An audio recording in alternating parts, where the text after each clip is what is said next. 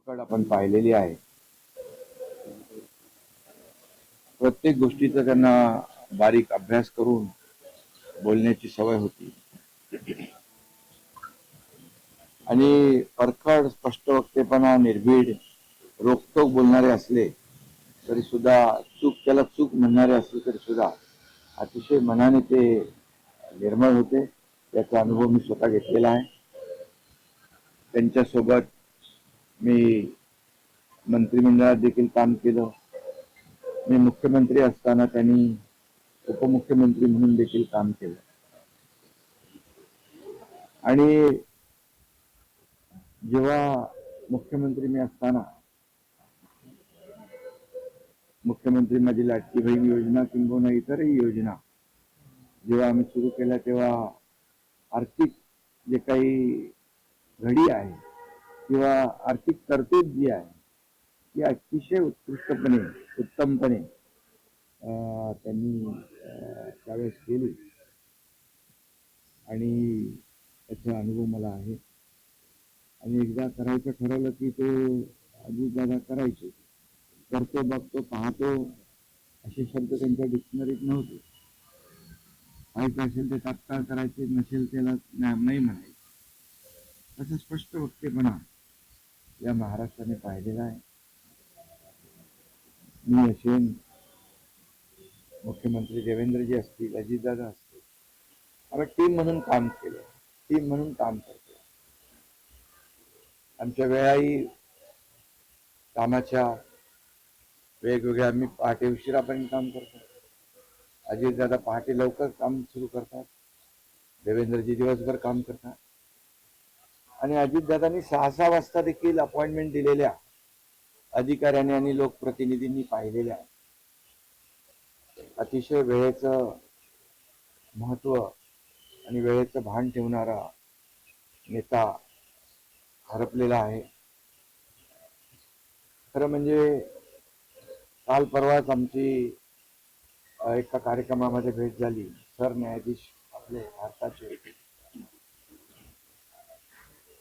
मुंबईत आले होते आणि ते येण्यापूर्वी आम्ही तिथेच एका चेंबरमध्ये बसलो होतो आणि त्यावेळेस झालेल्या चर्चा, गप्पा गोष्टी, आजही सकाळी जेव्हा मला त्यांची ही घटना कळली तेव्हा तेच समोर त्याच आठवणी काल परवाच्या येऊ लागल्या. खरं म्हणजे माझ्यापेक्षा ते राजकारणात देखील अनुभवी नेते, गेल्या अनेक वर्षापासूनचा त्यांचा अनुभव, वयाने देखील माझ्यापेक्षा ते मोठे होते माझ्या आणि अनुभवाने देखील. आणि म्हणून त्यांना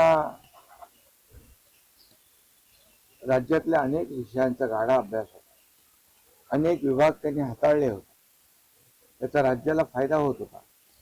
मंत्रिमंडळात देखील ज्यावेळेस काही विषय यायचे त्यावेळेस आपल्या राज्याची आर्थिक परिस्थिती अशी आहे, आपल्याला सर्वांना काटकसर करावी लागेल, अशी अगदी निर्भीडपणे सांगणारे अजितदादा देखील आम्ही अनुभवले. शिस्तीचा नेता म्हणूनही आम्ही अनुभवलेला आणि त्यामुळे त्यांच्या जाण्याने फक्त पवार कुटुंबियांचंच नाही, तर संपूर्ण महाराष्ट्राचं न भरून येणारं नुकसान झालेलं आहे. आणि माझ्यापेक्षा वयाने मोठे असल्यामुळे एक जी काय आमची गेल्या अनेक वर्षापासूनची जवळीक निर्माण झाली होती, त्यामुळे राजकारणातले आम्ही तिघजण एक टीम म्हणून काम करत असलो तरी सुद्धा एक मोठा भाऊ हरपल्याची, गेल्याची भावना देखील, दुःख देखील माझ्या मनामध्ये आहे. आणि मी त्यांना भावपूर्ण आदरांजली अर्पित करीत असताना मनामध्ये फार दुःखाच्या भावना आहेत. त्यांचं कुटुंब हे दुःख पचवण्याची क्षमता, डोंगरा एवढं दुःख आहे, ही क्षमता ईश्वराने त्यांना प्रदान करावी कुटुंबाचंच नाही, संपूर्ण महाराष्ट्राचं झालेलं आहे नुकसान. सर्व रद्द केले दौरे तुम्ही देखील चाललेत का त्या ठिकाणी? कशा प्रकारचे भेट हा, असणार मी आहे आणि कुटुंबाला? मुख्यमंत्री देखील आम्ही जातो आहे. आमचे सहकारी आमच्यातून गेले तिथे दुःख आहे आणि सभा होत्या आजच्याही आज आम्ही रद्द केलं. सर, एक विचार असं वाटतं की तुम्ही हा उल्लेख केला की 2 दिवसांपूर्वी त्यांचा जवळपास 1-1.5 तास तुम्ही बसलेले होतात, दोघं खूप गप्पा झाल्या त्या चेंबरमध्ये. असं काही त्यांच्या किंवा मंत्रिमंडळात देखील असताना अशी काही त्यांची एखादी योजना किंवा एखाद्या त्यांना करायचं होतं ते तुमच्याशी त्यांनी शेअर केली, आपण हे करूया मिळून महाराष्ट्रासाठी, असं काही? नाही, आम्ही आतापर्यंत एकत्र जेव्हा तेही उपमुख्यमंत्री होते तेव्हा मी मंत्रिमंडळात, मी मुख्यमंत्री असतानाही उपमुख्यमंत्री होते, आता देवेंद्रजी मुख्यमंत्री आहेत. आणि जे काही निर्णय आम्ही घ्यायचो ते निर्णय मिळूनच घ्यायचो आणि मग एकदा एखादी सूचना आली की मग त्याला तिघांनी बळ देऊन ते पूर्ण करायचं. अजितदादा देखील एकदा कधी कधी असंही म्हणायचे की आपली आर्थिकता, आपली जी काही अर्थव्यवस्था महाराष्ट्राची आहे, काही नवीन योजना केल्यामुळे आपल्याला काटकसर करावी लागेल, पण जेव्हा काही निर्णय आपल्याला घ्यावेच लागतील त्यावेळेस मात्र ते मागे हटत नव्हते आणि याचा अनुभव देखील आम्ही घेतलेला आहे. साहेब, न भरून निघणारे पोकळी सातारा असेल, पश्चिम महाराष्ट्र या ठिकाणी देखील कशा प्रकारची तुम्ही पोकळी भरून काढणार आहे? आणि यामध्ये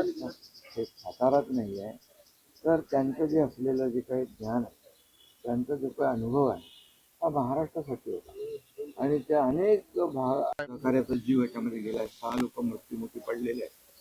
त्यामुळे या विमान अपघाताची चौकशी नक्कीच व्हायला पाहिजे, नक्कीच होईल. कारण यापुढे देखील अशा प्रकारचे अपघात होता कामा नये यासाठी हे गरजेचं आहे आणि त्यासाठी अशा प्रकारचे अपघात होता कामा नयेत याकरता निश्चितच खबरदारी घेतली जाईल असं देखील राज्याचे उपमुख्यमंत्री एकनाथ शिंदे यांनी हे विधान करत दादांविषयीच्या आठवणींना उजाळा दिलेला आहे.